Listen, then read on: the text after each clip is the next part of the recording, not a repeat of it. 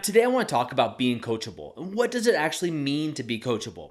Well, many of you probably have a coach. And if you don't have a coach in one or multiple areas of your life, I highly recommend it. A coach was somebody that can show you the way, they can show you the path, and it's also somebody that can serve as an accountability partner for you, and somebody that doesn't have skin in the game in the sense that they don't have the emotional tie. They can tell you the real deal. Now, I remember having coaches all my life, and I still do today. Most of my coaches now are in different areas, but I remember being young and having a soccer coach, right? I played traveling soccer. I played soccer all the way up into college. And whenever your coach would give you recommendations or things to do, me as a player, I would take that to heart and I would actually execute it. And I wasn't the fastest, I wasn't the strongest, I wasn't the best by any means, but oftentimes I rose to the top of a lot of the soccer teams I played on and became the captain, and I also did really well. And one of the reasons I did so well is I was coachable. I would take feedback from the other players, from the other people, especially when I asked for advice. And so that's a critical step. Now in business, right now I do the same thing. I have a business coach, and when my business coach gives me things to do, they give me exercises and they give me advice, I follow it. Why else would you hire a coach unless you're going to actually take their advice into consideration? What shocks me when we talk about being coachable is how few people actually are coachable. They'll sign up for a course, they will listen to a podcast or a show, they'll hire a coach, they'll ask a mentor questions or for guidance, but oftentimes they don't follow through with the actions. They don't do what that person has actually showed them. They don't actually follow the step-by-step methodology of the course. And that's what I'm talking about when I say be coachable. It's your ability to actually take direction from somebody else. Now, of course, you don't have to do everything people say. That would just be ridiculous. But if you're hiring a coach for their expertise, if you're taking a course because you want a particular outcome that you don't possess the skills to get right now, then you need to be coachable. You need to follow that course on a step-by-step methodology until you actually understand, can produce the outcome, then you can manipulate it and change it and make it your own. And this is the same that goes for hiring a coach, whether you have a business coach, a relationship coach, a personal trainer, or anything along those lines. Or if you're taking a course on marketing, or you're taking a course on how to play the guitar. I mean, you wouldn't walk in and have, a piano teacher sitting down next to you and tell you exactly how they want you to play the keys on the piano and then just do something totally different. It would be, asinine. You would say, geez, that's just crazy. But how many times do people buy courses or hire coaches or go into mastermind groups or whatever it may be, and they just don't become coachable? Now, the people that become coachable and the people that actually follow through the plans typically are the ones that become the most successful. The rest of the people come up with excuses, right? I didn't have time to do this. I didn't have enough money, or I tried a shortcut, or I'm running multiple businesses, whatever it may be. The key is being coachable. And oftentimes, from my experience, is the people that are the least coachable are the people that think they know everything, right? And in sports, it was the most gifted athletes. Oftentimes, the most gifted natural athletes were the least coachable.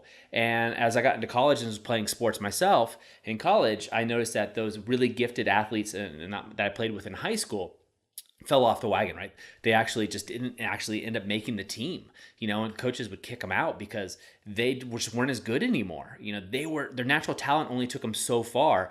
And then you had the other people who weren't that good, like me, that would just follow the coach's not orders, but recommendations, I should say, and actually became coachable, right? They actually listened. And I've been doing this from courses. Like I'll take a course and I'll follow it to the end. I just recently read a book that my business partner recommended called The Pumpkin Patch Plan.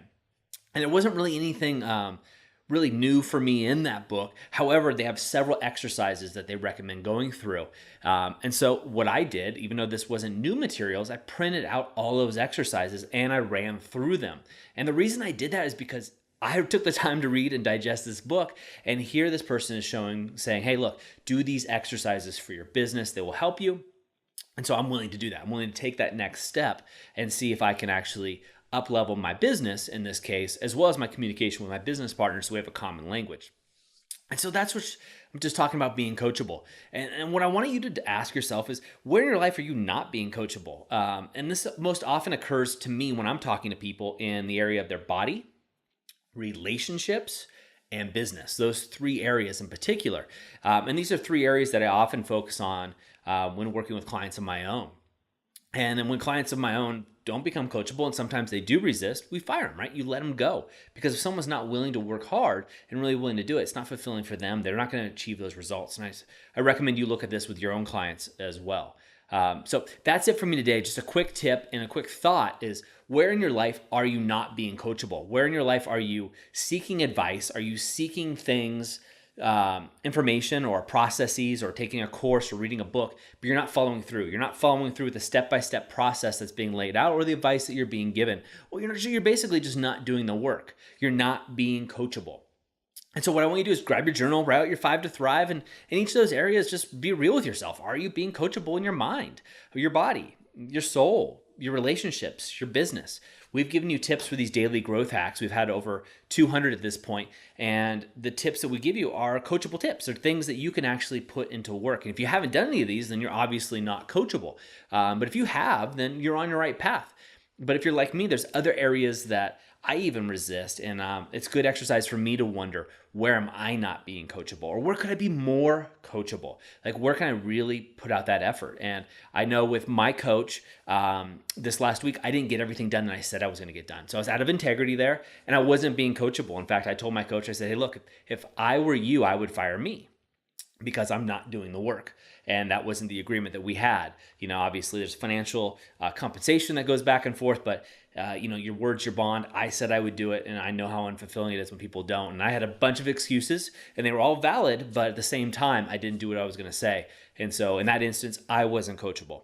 And so I want you guys to think about it. It came up to me, and I wanted just to pass it on to you. So write in your journal, your 5 to thrive, and where are you not being coachable? And I also want you to celebrate where you are being coachable. So if you have a personal trainer and you're doing what he or she says, applause, hats off to you. That's great. You should be following that advice of that individual. And if you don't like the advice that person is giving you, or you don't trust them, then you need to find somebody else. You need to find somebody else to be a mentor or a coach for you.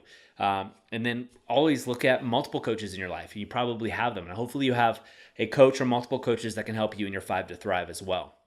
Of course, as always, go over to authorofyourownstory.com, where you get the latest tips, tricks, and techniques right in your inbox, sent right to your iPhone if you'd like, or any Android device.